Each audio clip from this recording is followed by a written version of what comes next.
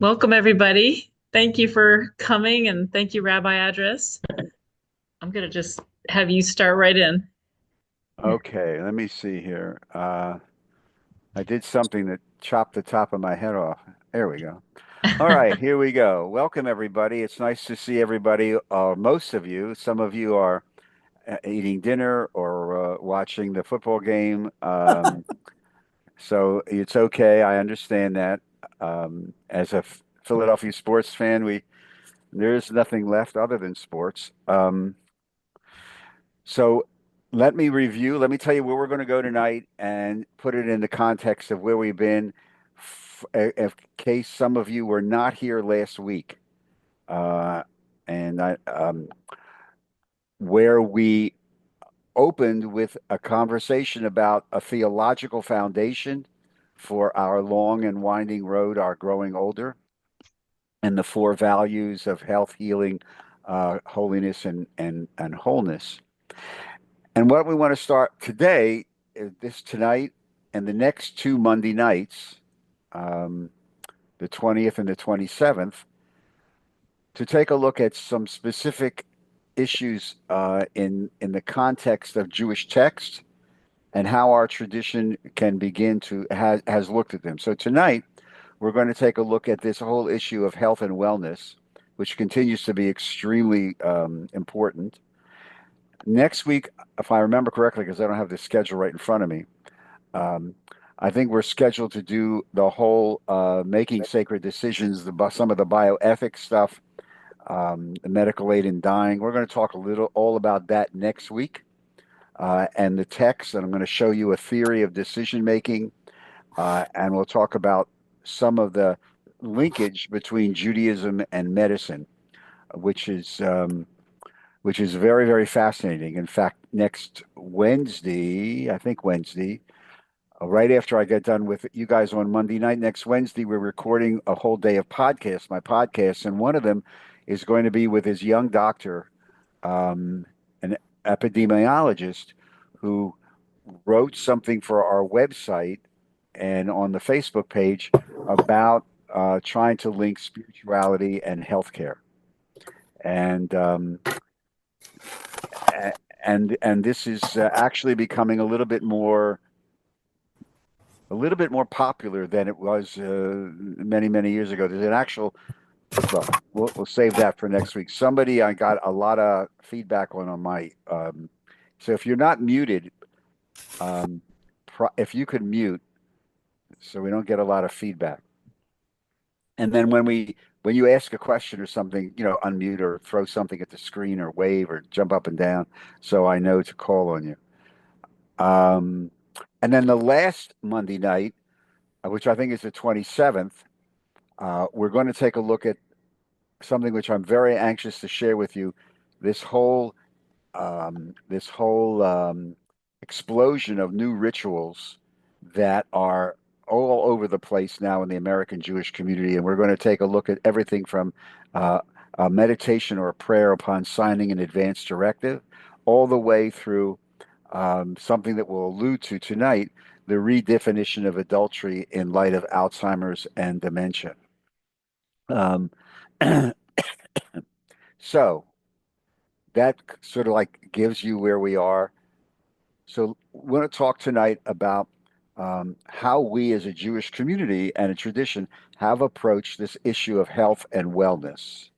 Not only physical health, but I'm also going to share with you some of the insights of our tradition into mental health, which is still something that a lot of people, a lot of just there's still a stigma uh, in many cases about talking about mental health. But what I'm going to show you is that it's embedded in our tradition from the Torah, from the Bible, from the Tanakh, as early as the Book of Samuel. Okay, everybody clear? Anybody have any questions or comments before we dive in? The ground rule is there's going to be no formal Q&A at the end, but as we did last week and we did in Torah study, if you have a question, um, raise your hand, either your real hand or this funny thing that I can never figure out how to work on the Zoom machine, and we'll call on you and we'll try to deal with it then. Okay? Okay, once, twice, three. Any other questions, comments? Everybody cool? Okay, for the people I can't see who have your video off, um, you'll figure out how to let me know if you want to say something. Okay? Here we go. Um, Let me begin with a text because that's what we rabbis do. We love texts. And this is a text from Leviticus Rabbah. Leviticus Rabbah is the great, hence the Aramaic Rabbah, Midrash on the book of Leviticus. Um, Midrash is this ongoing, it exists today, interpretations, stories, parables, all with a message. So this is from Leviticus Rabbah, and the story is about Rabbi Hillel. So we're dealing with a context of about 2,000 years ago during the Greco-Roman period of the Holy Land. A story is told that Hillel, when he had finished a lesson with his students, he accompanied them. They all left together. They all, class is over. What are you going to do? I'm going to go out. I'm going to the pub. Okay. Um, and they said to Hillel as they're leaving, we're going out together. Where you going, Rabbi Hillel? And Rabbi Hillel says, this is a loose translation of Leviticus Rabbah. The translation I'm giving you is not the exact translation. So Hillel says, "Well, I'm going to perform a religious duty." And they said, "Well, what religious duty is that?" And Hillel turned around and says, "I'm going to the bathhouse to take a bath." And they kind of looked at him and said, "Wait, that is that a religious obligation?" And Hillel turns around to him because Hillel is very smart and says, quoting the Midrash, "If someone is appointed to scrape and clean the statues of the kings that are set up in the theaters and circuses," remember this is the Greco-Roman period, "and is paid to do that work, and furthermore associates it with the nobility, how much the more so should I, who am created in the divine image and likeness, take care of my body?" Unquote. Now, anybody want to hazard an interpretation? You can all play rabbi. What does that midrash mean? Why are we starting? Why do I want to start a program around health and wellness, quoting a midrash where Rabbi Hillel equates him taking a bath with the people who are scraping and cleaning the statues of gods and people in the public square. Anybody want to hazard a guess or give me a good interpretation? Anybody? One? Cleanliness is close to godliness. Well, that's as close as probably we can get it in colloquial English. And you're right. The fact of the matter is that what Hillel is saying, and this is really a textual basis for us, and it has extreme implications for our life today. You're given this gift of a body, okay? You only get one. According to tradition, as Hillel mentioned, we are created b'tselem Elohim, in the image and likeness of God. Therefore, it is incumbent upon us to take care of this gift, which is a reflection of the sacred. So, what you put into it, how you take care of it, you clean it, you make sure it's taken care of, you don't abuse it, not because the Centers for Disease Control say that's the right thing to do, which it is, but because it's a reflection of God. And it's a reflection of your divine image. So that raises this, as Hillel said, as a religious obligation. It is a mitzvah. And this sets the stage for this entire conversation. This is very relevant because, especially in my work and our Jewish Sacred Aging program, what we're finding increasingly as I teach in congregations, etc., and groups around the country, is that we're very, very concerned with health. Partly be what? This pile right here.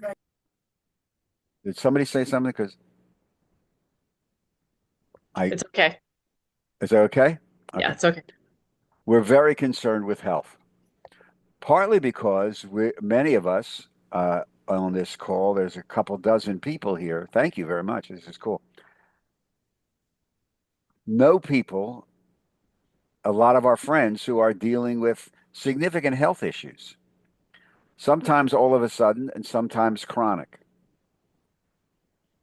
And a lot of us, in some ways, are dealing with it. The older we get, the greater the chance that there's some glitch in our body. There's all kinds of conversations about how long, um, what's the lifespan. We just put something up on the Facebook page, the Jewish Sacred Aging Facebook page this morning. Another article, I forget, I think it was from the Washington Post this morning or over the weekend, about the conversation between health span and lifespan.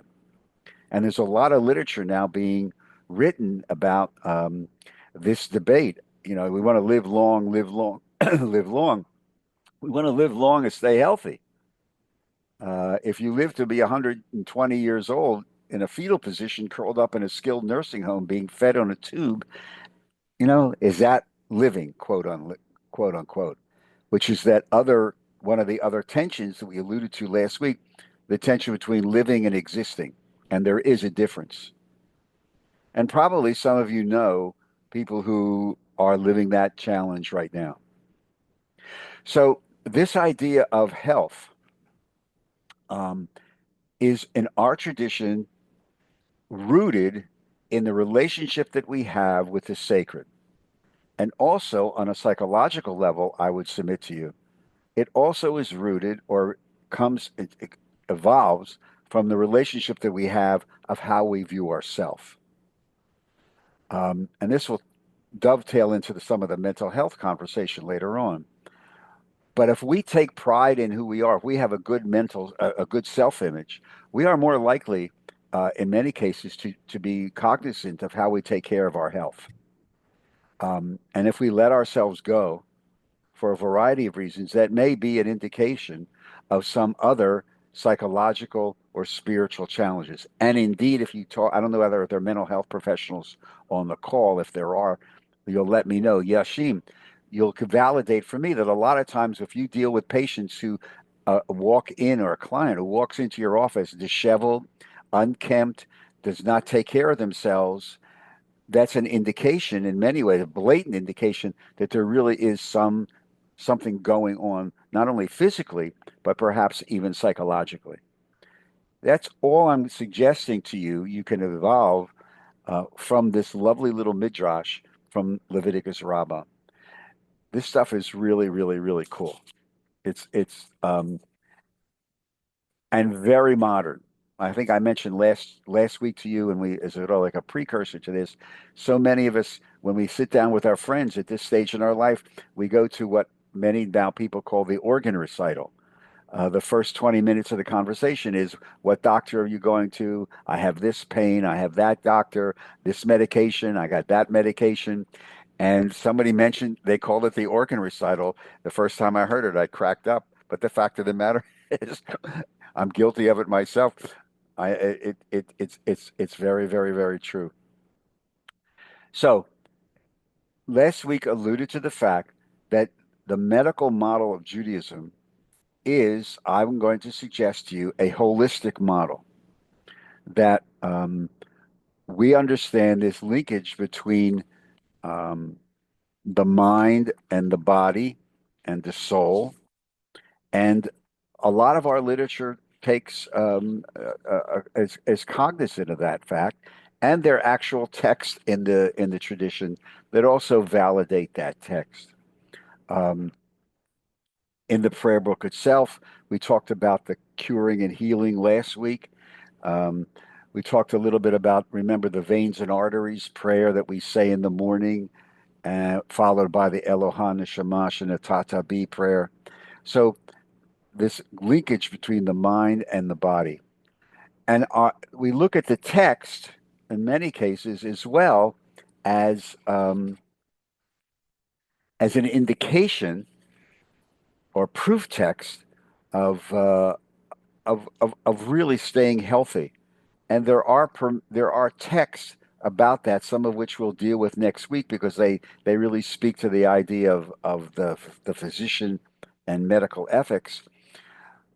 But we read a series of texts from throughout the tradition, and specifically in Torah, that give us an insight into the idea of staying healthy and healing. So, for example, you have in Leviticus and Exodus. We're in Exodus. We start Exodus this Shabbat. So you're going to bump into this in the next couple of months. Um, in 15, it says, if you heed the Lord your God diligently, doing what is upright in his sight, giving ear to his commandments and keeping all of his laws, then I will not bring upon you any of the diseases that I brought upon the Egyptians, for I am the Lord your healer. And the word again, Ropheh, Rophechah, the Ha-Ropheh in Hebrew is the healer, which is usually termed the doctor. Um, when men and women quarrel and one strikes the other with a stone or a fist, he does not die, but has to take his bed. If he then gets up and walks outdoors on his staff, gets up and the assailant shall go unpunished, except that he must pay for his idleness. What's this? These are a series of texts within Leviticus and some of the legal literature that how much are responsible if I cause you to be sick or if I cause harm to you? What is my responsibility legally, ethically, morally, financially, etc.? Um, there's a whole series of other texts, some of which we'll deal with next week. But in essence, the the concept, the idea of healing and staying healthy can be derived like that Hillel text, all from our tradition. Perhaps one of the great proponents of all of this should come as no surprise to some of you who've looked at this before, Moses Maimonides. Maimonides is one of the great Torah scholars that we have in Jewish tradition. 12th century, born in Spain, got out of Spain because of anti-Semitism, went to Palestine, eventually settled in Egypt. He was a practicing physician, and he actually, I don't know whether there are physicians, MDs on the call.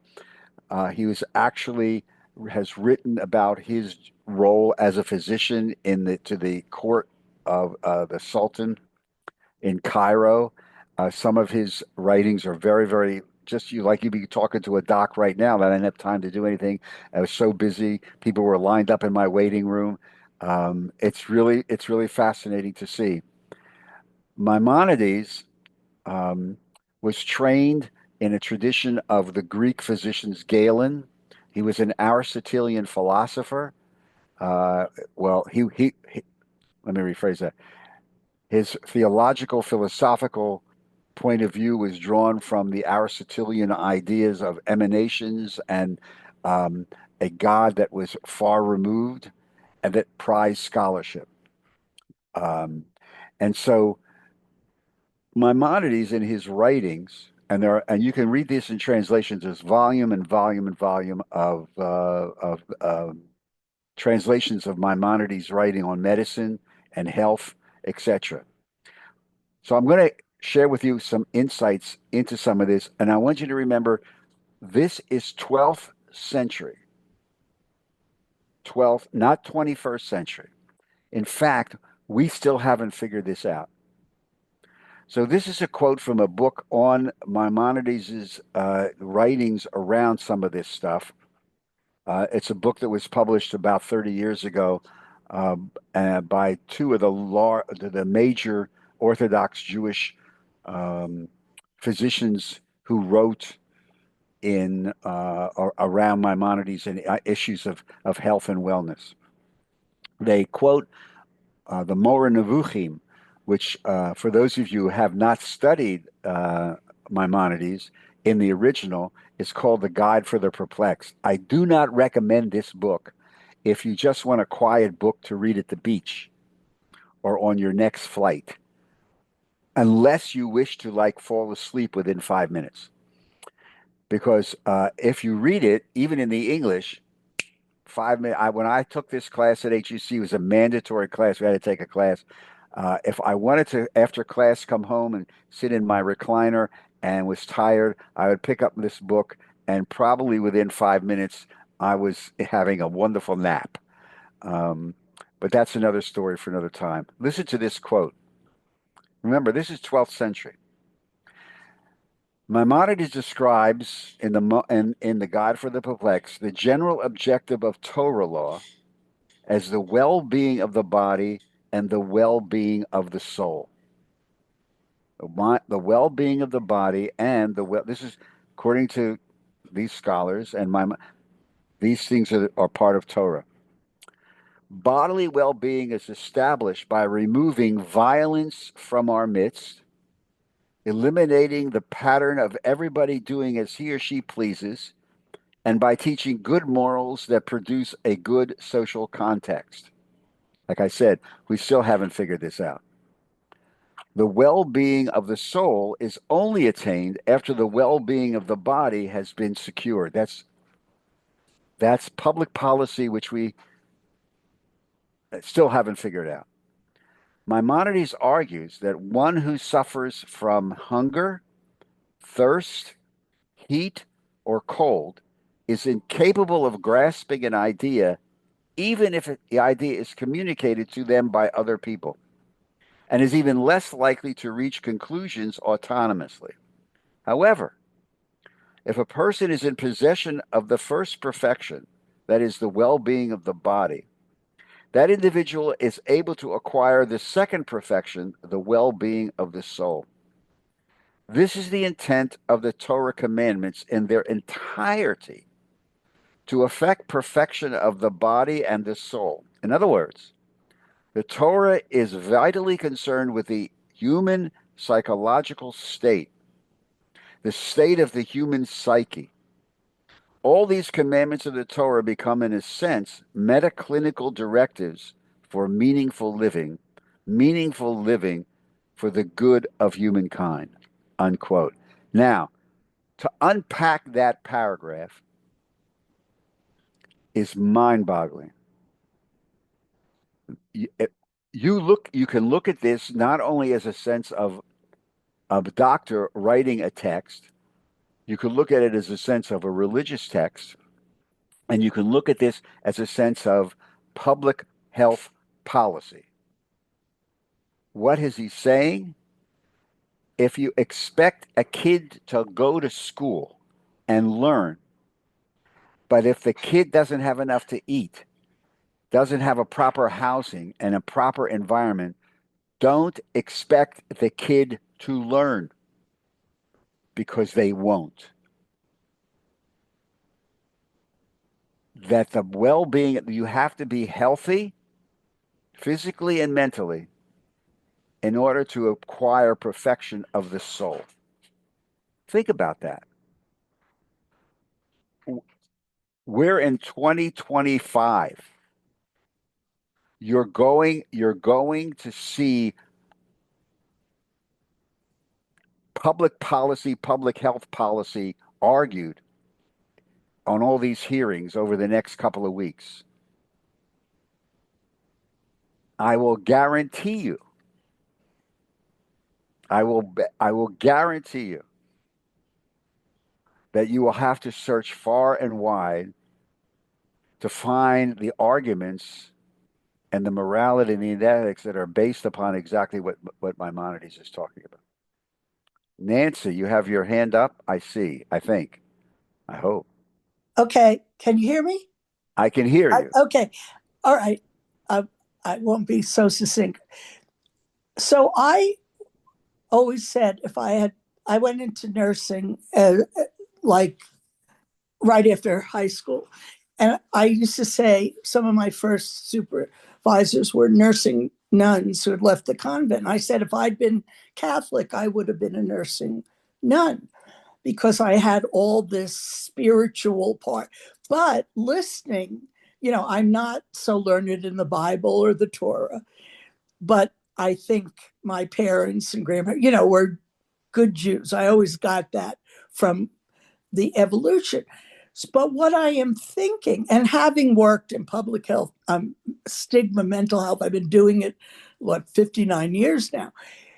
But I'm also thinking nursing, when you were speaking of the Torah and mind, body, and spirit, the essence of nursing. And when I was at BU School of Nursing, not what it's become. And let me just say, I cannot stand the healthcare corporate system now because we've taken spirit out of it, was this philosophy of mind, body, and spirit prevention. It also, now hearing you speak, and yes, I know of Maimonides, I had classes in the history of nursing and all that. We talked about the nursing nuns or Florence Nightingale who believed this. And we talked about sort of the Catholicism and Christianity of the evolution of nurses from male nurses. But there was never, and again, this is so interesting to me, never brought in. Part of it is the history with the Jewish tradition of nursing. And then I'm very involved in mental health, public health, everything you're talking about. And you're right, it's policy. But even with Freud, which who sat whatever people thought of it, the mental health, all that, these are people coming from Maimonides, from Freud. We are losing all of that now. And I have always thought, and I think nursing, I'm wondering, and I've read about Florence Nightingale, I mean, in depth, that there was influence coming through other avenues Right. about that really is so involved, not just the medical model, but we have lost this. We right now with the crisis, healthcare, and who's coming in the next administration, it's all related. And the anti-science, we've lost the spirituality is mental health is mind, body, spirit. Spirituality is part philosophy. And everything you're talking about, the old Jew in me is like, well, yeah. But I'm also thinking historically, why was that also left out in terms of the Jewish influence in a broader sense? I'm not even, is it related to the anti Semitism of the time? But it's just striking me. This is great. But So yeah, I'm sorry. no. So thank you. So some of it has to do with the Jewish communities and how much it was taught, and there was influence of anti-Semitism. Two, as I've told classes, nothing happens in a vacuum. Uh, uh, People study and influence in other cultures, and thought patterns and philosophies flow into other philosophies and thought patterns and have influences, just like in our lives. I would invite you to take a look at the website, our website, jewishsacredaging.com, and take a look at the article that this young doctor Adam Skorinsky wrote about the calling for an increase in spirituality in the practice of medicine, and let me know what you think. I will. It'll be great. But He's yeah, as I said, he's going to record a podcast for me next Wednesday, which we'll post sometime in February. Um, and he wants to do something, within the Jewish Sacred Aging program. Um, so it's going to be interesting to see what he says. I actually had a bunch of doctors that I know look at the thing that he wrote, and every single doctor of the five doctors I had look at it, everyone emailed me and him back saying, "I agree with what you're saying. It's impossible to put into practice." no, it isn't. But you're talking, excuse me, and I won't get into this is still the medical model, the nursing model, and I'm not just being nursist or that it was more incorporated Right, in right. that, and our whole society. You don't have to be religious, not religious. We've lost the ability to communicate Yes. and be vulnerable, shameful people with each other. Well, so I would invite you I to will. I no, no, no, definitely will.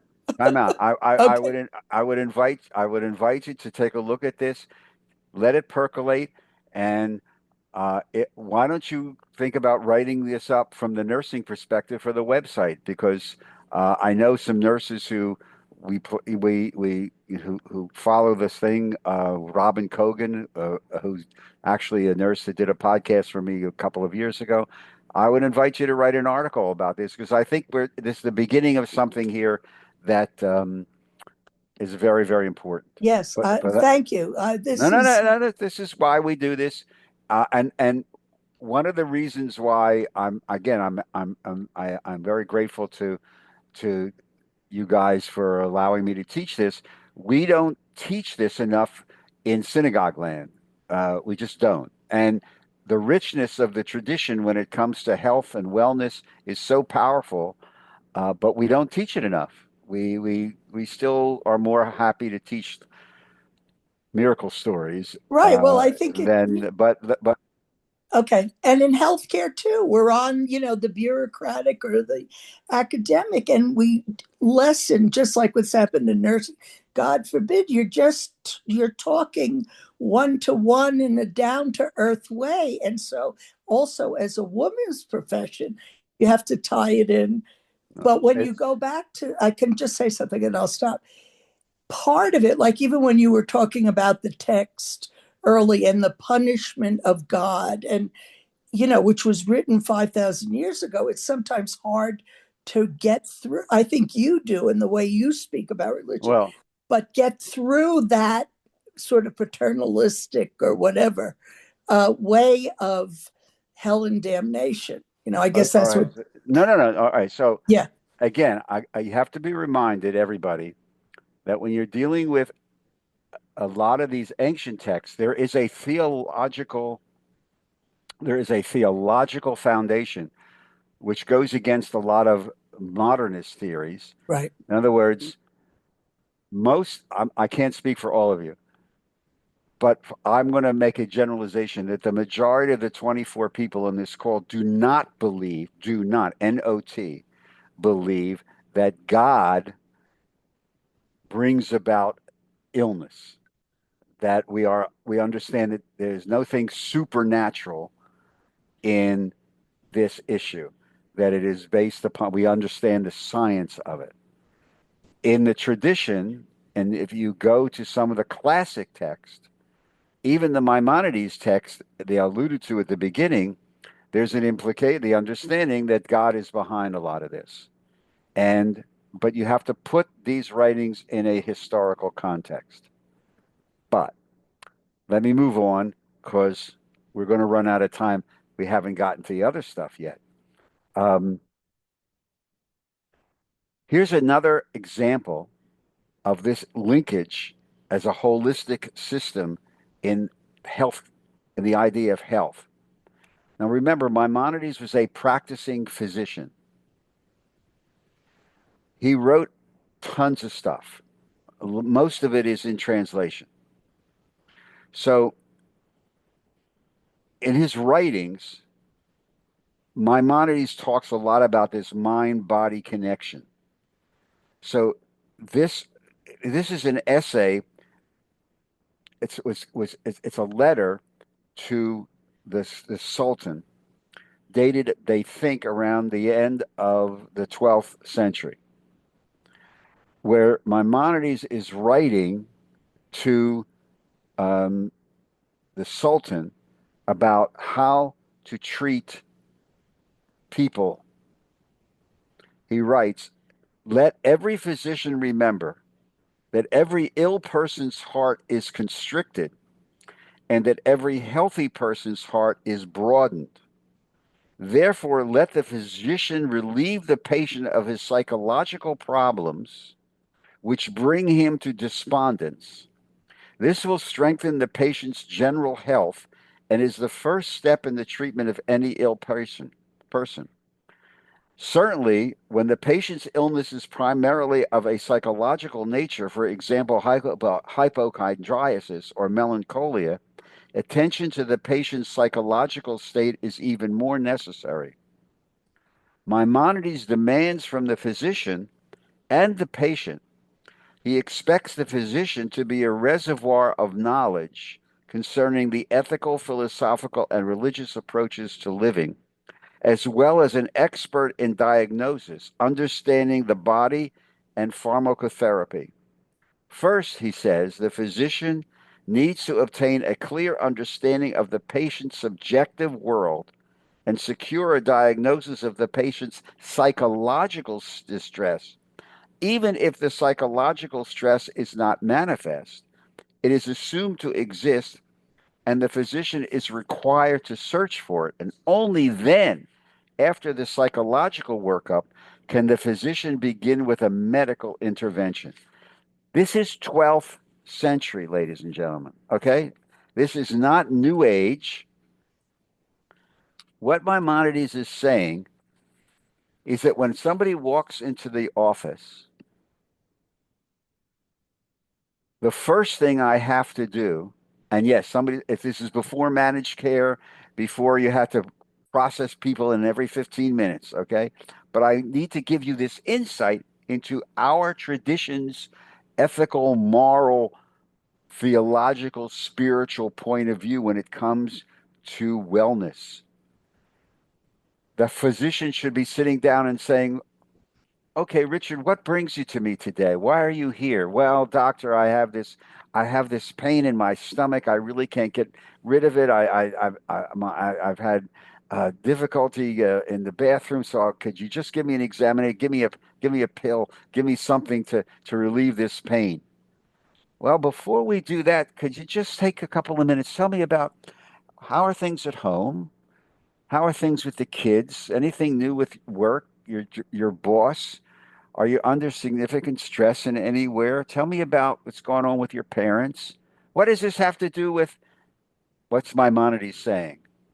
It has everything to do with the physical ailment because the psychological stress sometimes can manifest itself in into a physical ailment.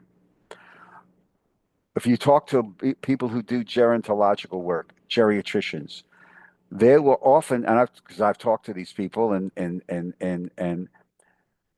they'll sometimes say, yes, people come with all kinds of ailments, but they're really lonely, and they know they can come to somebody's going to talk to them, somebody's going to touch them, give them a hug. So this is it's amazing that this is steeped in our tradition, this understanding that this body and this soul are a reflection of something sacred, and it's a religious obligation to take care of it. You can't beat it up. You have to watch what you put into it. You and to clean it and to make sure it is in the best condition possible, because again, it is a reflection not only of your relationship to God, whatever that may be, but it's really a reflection of how you feel about yourself. I'm going to tell you, I think this is so, and this is not New Age. There are people getting a lot of money going around the country doing TED Talks and writing books about this. It's like a big chokhmah from Sinai. You raise your hand and says, have you read your Maimonides? This is like from the 12th century. It's just such a big deal. We figured this out about 4, 5, 6, 7, 8 centuries ago. It's brilliant stuff. Here's another quote from Mishnah Torah. And by the way, there are psalms too, by the way, in the tradition that are specifically geared to healing and wellness. Um, um, if you've studied the Psalms, one of my professors in the doctorate program that I went through, Carol Ox, brilliant teacher.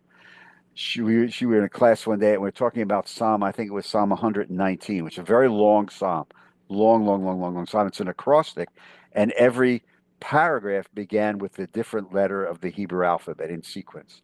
And she said, the mystics would say, "I need a, I'm ill." So you could take the first letter of your Hebrew name, go to Psalm 119, and then take the paragraph that began with the letter of your Hebrew name, and you have then your own personalized psalm.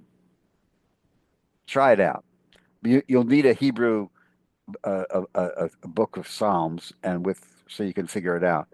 Um, who knows? Here's another one. This was very popular. Christo, there's tons of Psalms. I don't have it. It's in the other room. Um, she's on the podcast this week, Jade. This young colleague, really brilliant young colleague from Manhattan, not someplace in Long Island community. I don't know, one of those. It's outside of New York.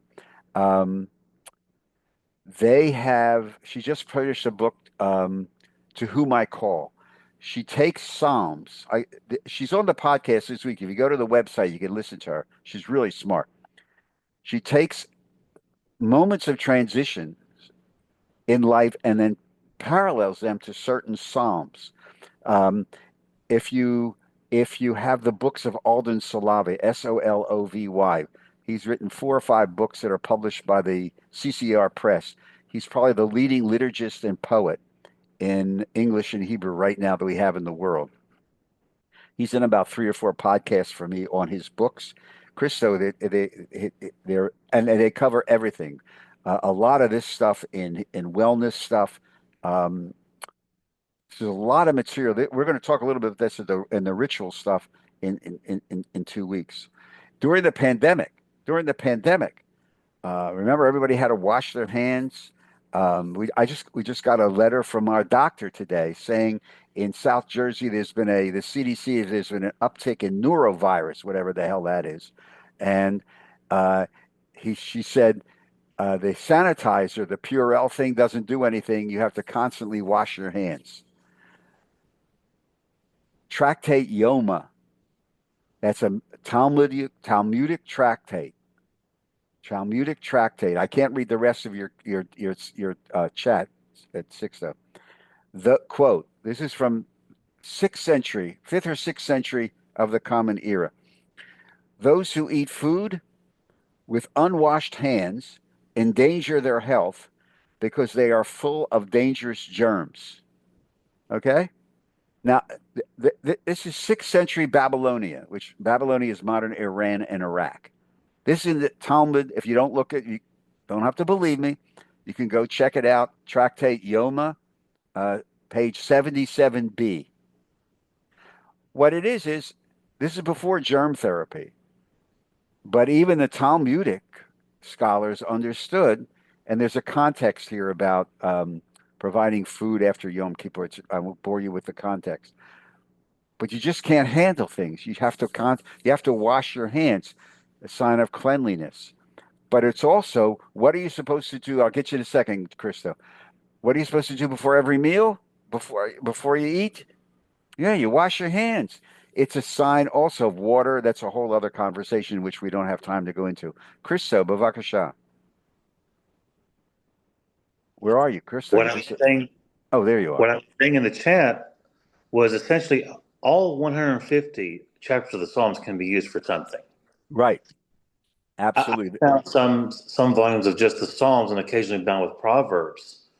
They have charts in the back for help finding a job, Right. for peace of mind. Even Psalms dealing with anger. Everything. That's why. It's just, yeah. That's why I was very excited to interview Rabbi Sank, because this is a very, very exciting book, of which there are several that link real life events that we're all living, and a psalm that could speak to this. So it's the study is, I don't know whether you've ever done a class on Psalms or Proverbs. The book of Proverbs is another book we never really teach you, but it's really fun. I mean, really fun. Um, but put it for you another idea for another class or two. Here's here's oh, it's 10. Okay, I got to hurry up. Um, because we want to get to the mental health stuff too, and an overview of the healthcare, because the healthcare conversation is going to be coming up in Congress probably after next Tuesday. This is also from Mishnah Torah. Now listen to this. Remember, wellness. We're supposed to stay healthy. Why are we supposed to stay healthy? So we can run a marathon? No. We're supposed to stay healthy because we are in the divine image, and it's a reflection. These are theological, spiritual components along the lines of what Nancy was talking about. One who regulates one's life in accordance with the laws of medicine with the sole motive of maintaining a sound and vigorous physique and begetting children to do his work and labor for his benefit is not following the right course. A person should aim to maintain physical health, writes Maimonides, and vigor in order that his soul may be upright and in a condition to know God, because you can't know God if you're sick. We've all been sick. We've all been sick. What's the last thing that I just want to get better. Just I want to get better. Don't bother me with anything. I just want to give me a pill. Give me something. I just want to feel better. We understood this. Whoever throughout his life follows this course will be continually serving God, even while engaged in business and even doing cohabitation, because its purpose in all he does will be to satisfy his needs so that to have a sound body with which to serve God. I'll leave you to ruminate on that phrase. Even when he sleeps and seeks repose to calm his mind and rest his body so as not to fall sick and be incapacitated from serving God, his sleep is a service to the Almighty. How many articles are being written in journals and books, especially dealing as we get older with the importance of a good night's sleep? You think this is brand new? Oh, these doctors really know what they're talking about? No. Maimonides had it figured out in the 12th century. You gotta have a good night's sleep so that you can go up and do the commandments and serve God and be healthy. Here's a great paragraph. This is from an essay called The Preservation on Youth. Or if you're from Jersey, The Preservation of Youths. Thank you. For some of you laughed. For those of you who ever are the devotees of a movie called My Cousin Vinny, you should like it. It's a great movie. If you've never seen it, watch. As soon as you're done with this, if you're not going to watch the football game, because I have to figure out who the Eagles are playing next week, you go to Netflix and Google My Cousin Vinny. It's really a great movie. You will laugh. It's not political. There are no dead people. There's no blood. It's just the fun. Remember those kind of movies where you didn't have the end of the world. We went we went to see the Bob Dylan movie over the weekend, which is a really great movie. Um, and we got there late. We missed all the previews, and all the previews now are nothing but movies aimed at 12-year-olds, and they're all having to do with the end of the world. How many times can you kill off the world? It's just amazing. They don't make any movies like for adults anymore. It's all like superheroes killing the monsters who are going to destroy the world. Excuse the riff, but it's Richard, you're talking to a Jersey City boy. so you know what I'm talking about. Um, Here's this other great. Now listen to this again. This is 12th century. One does not consider Maimonides from the essay Preservation on Youth. One does not consider exercise though it is the main principle in keeping one's health and in the repulsion of most illnesses. And there is no such thing as excessive body movements in exercise. Exercise removes the harm caused by most bad habits, which most people have. And no movement is as beneficial, according to the physicians, as body movements and exercise.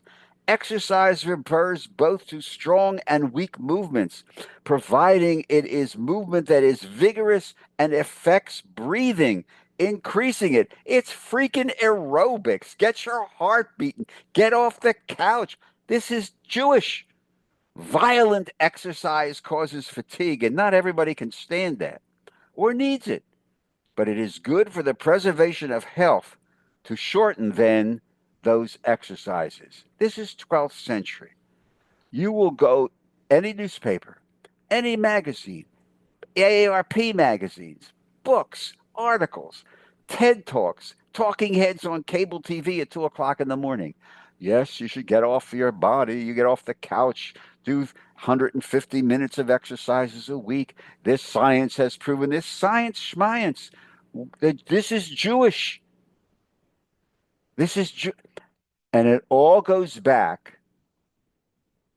Not that you should stay healthy to run a marathon, but it's an obligation. Remember the Hillel. It's a religious obligation to take care of your body to stay healthy, so that you can stand in life before God. That's the spiritual component of our approach to this. It is a fascinating, fascinating understanding.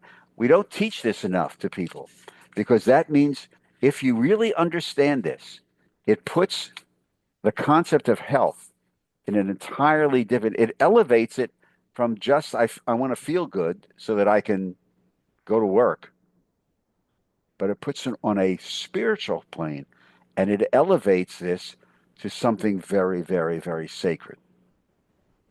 And perhaps, as we alluded to before, and what this guy wrote to the website and what Nancy was, perhaps we maybe should think a little bit more about when we teach kids and talk about staying healthy, that this is something more than just a physical thing or the medical model, but there is a spiritual component of this that elevates us and sanctifies our body, because we only get one. We only get one. And they may be able to replace certain parts of it, but we really only get one. There's also a series of writings and scholarly writings. One of them, it's a workshop we do, and so I think the study guide's on the website, on our approach to health care costs, because the economics, especially of the economics of aging, is extremely important. It's not the subject for tonight, but I want to mention it before we do the mental health stuff, that if you take a look at a broad denominational spectrum of interpretation of classic text, Orthodox, conservative, reform, whatever, you will find some sense of unanimity for the fact that society has a moral obligation to provide a basic floor of health care for all of its citizens. Now, this, you can see where this could come from what we've just talked about, the spiritual component, the spiritual foundation of staying healthy. It is the society's obligation, and this is a series of books and essays that we've studied from all the denominations, that we have this obligation to provide this basic, whether it's a single payer system, whether it's advanced that's the political aspect of this. But the Jewish approach, you say, well, what's the Jewish approach? It costs us so much. There's so many people who can't afford this, that, and anything. What's the Jewish point of view? The mood of Jewish tradition is we have an obligation to provide a basic level of access and health care to every citizen. To every citizen. And in their text, for example, one of the texts is about providing that which is lacking. If you're lacking, if you're sick, you're lacking health, the society has an obligation to remedy that lack. There are various interpretations of this general mood depending upon one's political and denominational perspective, but it's important for at least you understand that. Okay, in the last half hour, let me touch on this other issue of mental health. This is becoming more and more and more and more important. I was just watching the news right now at here, wherever I am, at 6:30, the network news. And they're just issuing, this will probably be in the papers tomorrow, a new study by, and I forget where the study is coming from, that it had to do with dementia and Alzheimer's. And then the fact that we are living longer, this study is saying that up to 42%, which is a lot, almost half, of people over the age of 55 will be expected to contract some sense of dementia or Alzheimer's. That's frightening. Now, I haven't read this study. I don't know where the study is coming from. But the fact of the matter is that we are living longer. And the longer that lifespan gets pushed back or out, or the envelope gets pushed, we do know factually that there are greater instances of dementia and Alzheimer's being reported. And the diagnostic techniques, which are also advancing because there's a lot of money into Alzheimer's research, right? Because it's costing the country a lot of money, are showing are being able to detect certain things much earlier. And so there's a growth in early onset Alzheimer's. So this is very, very relevant. And there's 22 right now. Some people have left. They probably want to watch the game. I would probably, I will guarantee that almost every single one of us on this call knows somebody who has been or is now dealing with Alzheimer's or dementia. The Alzheimer's Association says there are about 6 million people who are dealing with this right now. And as baby boomers age out over the next decade and a half, that number is expected to grow to about 16 million. There are not enough people to take care of us. There are not enough people trained and qualified to take care of us. And there are not enough people going into geriatrics, either medically or nursing wise, to take care of us. So this is a social health, public health problem that we're just at the beginning of. Where does Judaism, how do we approach this? Believe it or not, if you go to the book of 1 Samuel and the book of Samuel and Kings, this is a text that deals with the disabilities of King Saul, who many people thought dealt with mental health issues, and the young lieutenant who is eventually going to usurp his power, by the name of David. He gets a lot of press in the book of Samuel. Saul was melancholy, dealing with melancholia, was non-functioning. They brought in this guy, David, who had a reputation of playing a stringed instrument.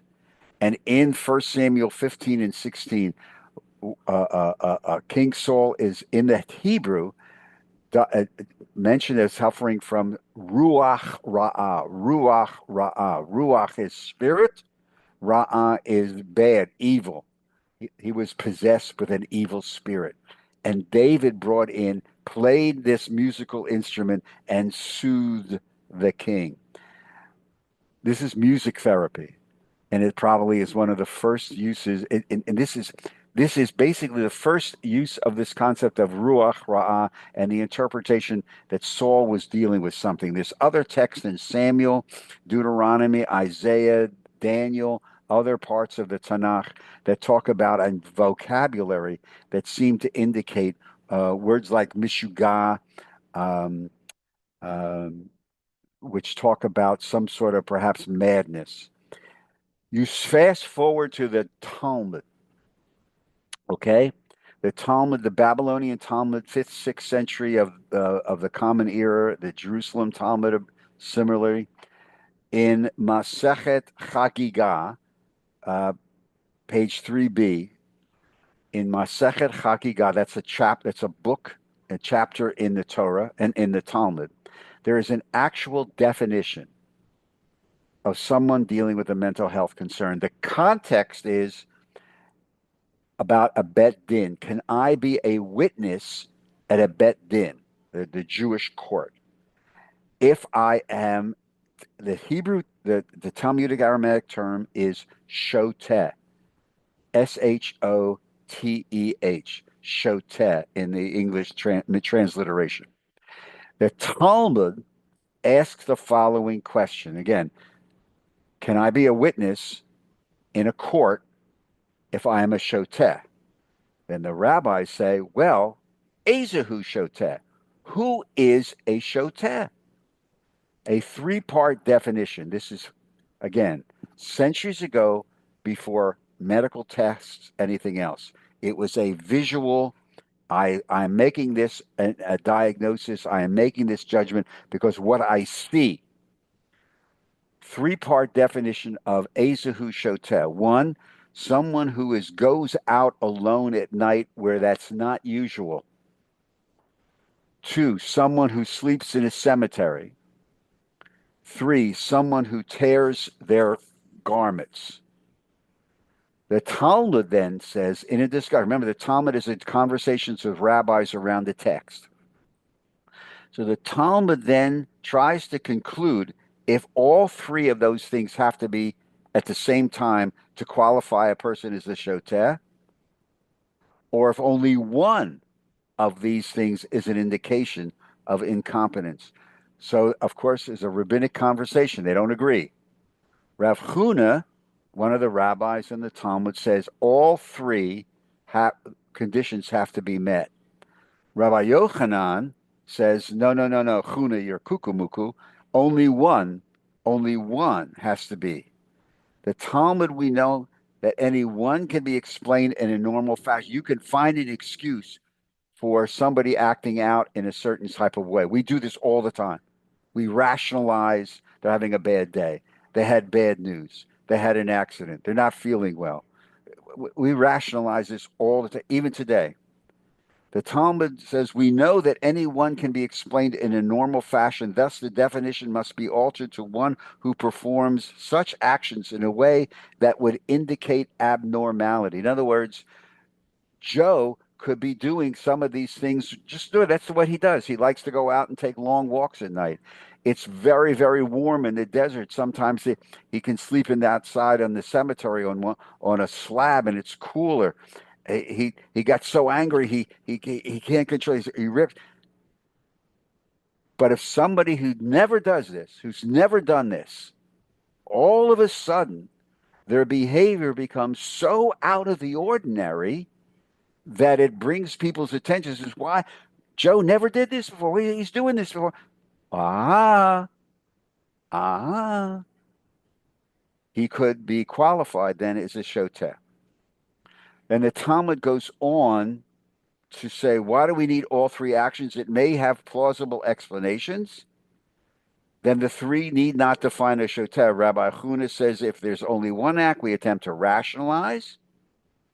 But if all three actions were performed by the same person, then we do not try to find any explanation, and the person is deemed to be a shoteh. Another explanation in the neck, you turn, and that is in the Talmud. If you study Talmud, if you know it, there are constant conversations, sometimes spanning centuries. Okay, so you turn the pages and more conversation. Shoteh is not only a person who performs these three actions, but also a person who destroys what is given to him. This is from the Talmud Yerushalmi, the Jerusalem Talmud. We had two Talmuds. It's Jewish. We're just going to have one. We have to have two that drive people crazy. We know if any of you are mental health professionals, if you deal with somebody who starts destroying things, giving things away, destroying things, for acting, that's probably a good indication that something's going on when they've never done that before. Maimonides, again, the physician, and who also parenthetically suffered a bout of clinical depression after his brother was killed in a sailing accident. And produced Maimonides went into a depression. Maimonides extends the definition to include someone who has lost his rational thought and is always confused in one particular area, even if he or she is rational in others. Even if a person is rational in other, but in one area or two areas in their life, they're completely irrational. They totally act out. There's nothing rational about their way. But the next day they could walk into the office and seem to be perfectly normal and rational. Maimonides says there's something going on there. He also expands the definition because and talks about his concept of the golden mean. We don't have time to go really into that. He makes this connection of the body and the soul. But I need you to understand that this concept of trying to understand mental health is based. It begins in our tradition's discussion in the Tanakh, in the Book of Kings, expands out to the Talmud with a definition, and there's even vocabulary in the Talmud that is used to describe certain things that we talk about today. Okay? For example, listen carefully. First one who gets this can do whatever you want. I don't know. In the Talmud, there's a phrase called Mara Shechora. Mara Shechora. Those of you who know Hebrew can translate it. Mara is like maror, bitter. Shachor is Hebrew for dark. Translate that into modern Coloradian English. If you deal with a patient or person who says, I have this dark bitterness feeling about me, it's like a dark cloud. What would you think that the Talmud would be talking about? Depression. Yeah, it's a depression. But look at the literalness of the Hebrew. A dark bitterness over me. Here's another one. I'm gonna hurry up. Teruf hada'at. Teruf hada'at. Teruf is like a word that means to tear. Da'at. What's up here? Da'at, knowledge. What would you consider the Hebrew phrase teruf hada'at of ripping away, tearing the knowledge?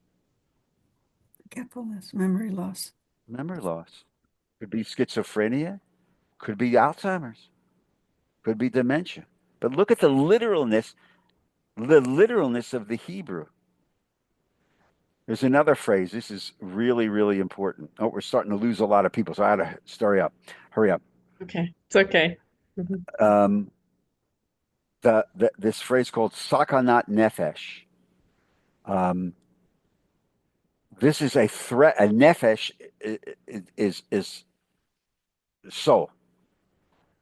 The sakana is a threat, a danger to. How many of you have dealt? Raise your hand. How many of you dealt with those of you who aren't on no video? How many of you dealt with people who have Alzheimer's or dementia? Anybody? Okay. Sometimes it becomes in the caregiving component necessary to intervene because they become a danger to themselves. Mhm. You get a call from the assisted living facility that mom has left the kettle on and the sprinkler system in her room came off, thereby causing a problem.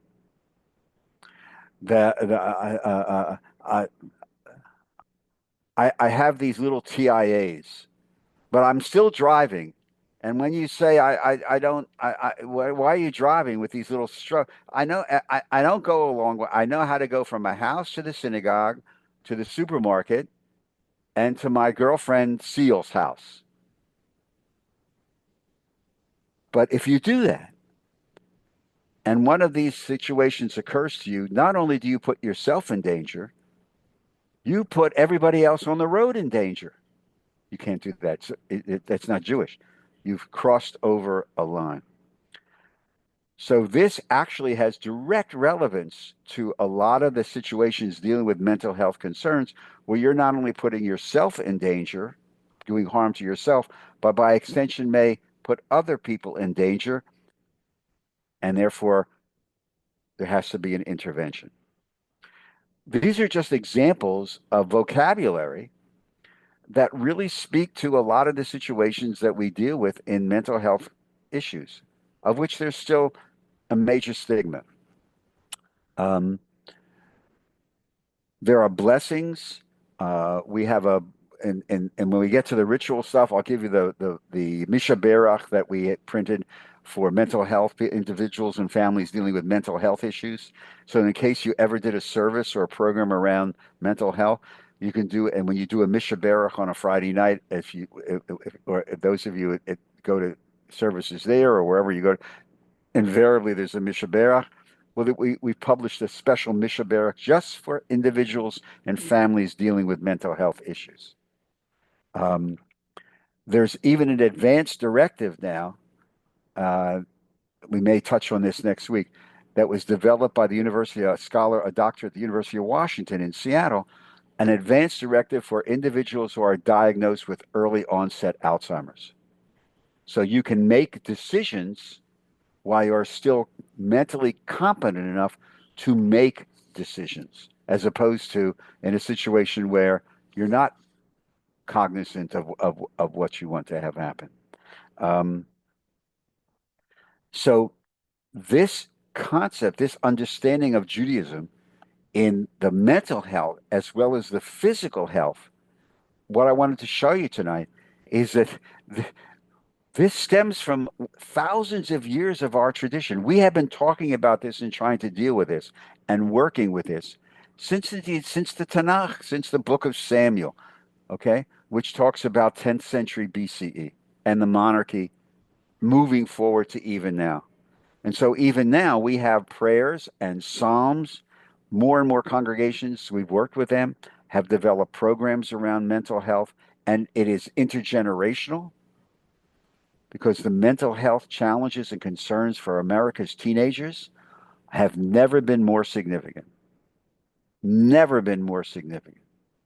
Yashim, just unmute and because the text that I'm seeing, the chat doesn't go. All it says is being a danger to self. Oh, being a danger to self or others is the most important criterion in admission to inpatient psychiatric treatment. I mean, that's still, the most important, thing that doctors look at. Oh.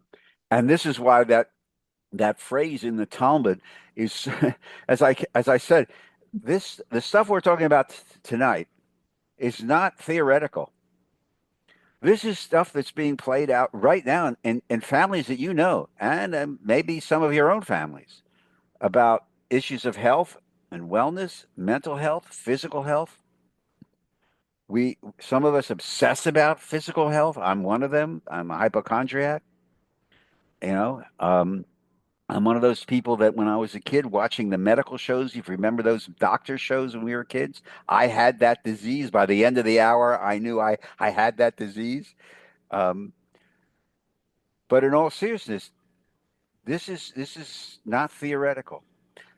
The physical health and mental health, and remember, it all will go back not to a spiritual foundation that we prize staying healthy so that we can reflect B'Tselem Elohim, our relationship with the sacred, however you define God,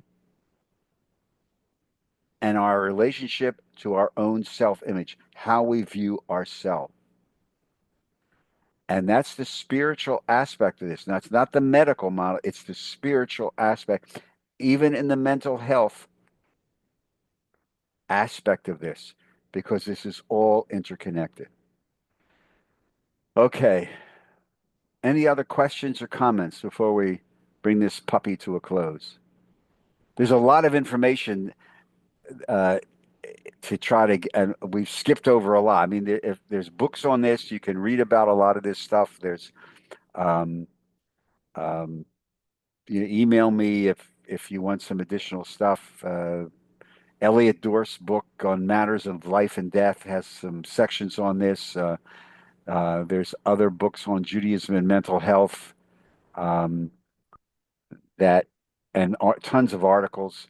There's a book called Broken Fragments. A colleague of mine, Doug Cohn, wrote, that's just a book on reflections of Jewish text and tradition on Alzheimer's. Um, I have an article in there about changing the vocabulary, because our vocabulary that we have probably doesn't meet what we need to talk about now. There's stuff coming out, because this is very, very relevant, very, very, very, very relevant. Um, Jeff Levin's book, he's a professor of epidemiology at Baylor Medical, on religion and medicine. It's not a beach book, but it's a very, very scholarly book, again, on the linkage between medicine and religion, all religions. So this stuff is there. I mean, we're each one of us are living this in our own way.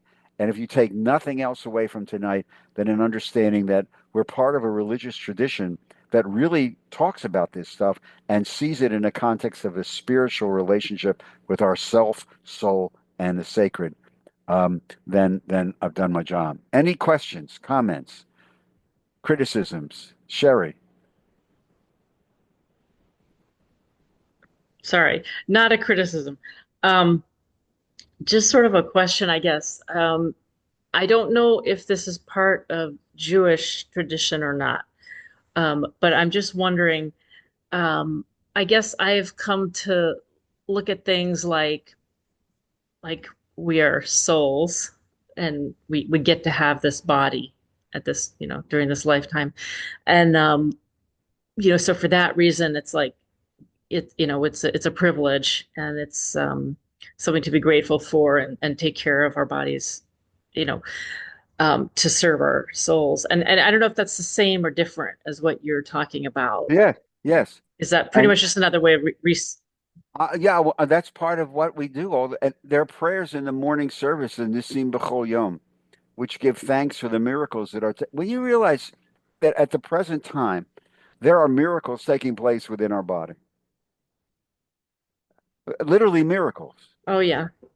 And so in the morning service, in the morning prayers, and some people include this in their spiritual practice, an understanding of what the Nisim B'chol Yom means. Nisim B'chol Yom in English means Nisim are miracles, B'chol Yom every day. So right now in our bodies, right, literally as we speak, the stuff is happening that keeps us alive, and we don't have to think about it. They're just happening. And like the veins and arteries prayer, when one of the things it's supposed to open doesn't, or one of the things it's supposed to close doesn't, we have trouble. We have trouble. The, again, we don't teach this to people enough, but it's when you really think about it, when you get up first, you got up in the morning, you say Modeh Ani, I got up. And you think of the fact that all this stuff is happening. You ever just take a look of your hand? You know, your hand does things, and you can pick up things, and you can throw a curveball, um, or pick up a fork, or go like this, or like this, and write. I would submit to you that's a freaking miracle, and you don't have to think about it. You don't have to say, I think I'm going to pick up the fork so that I may able to eat, and then it's digest. It's a miracle. So you are right on, Sherry. And there's a bracha. That's why we have these blessings. And in the morning service, we say Nisim b'chol with Todah. We're grateful. There in the morning service, in some of the programs, there's another series of prayers about Modim Anachdilach. We are grateful. We're grateful that we can do this stuff. John, I'll give you the honor of the last question. but you have to unmute because I'm bad at lip reading on the Zoom machine.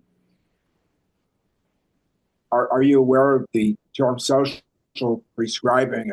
Social prescribing, and it relates to connection, not to Alzheimer's, but I've gotten involved in a group, and I'd love to share it afterwards.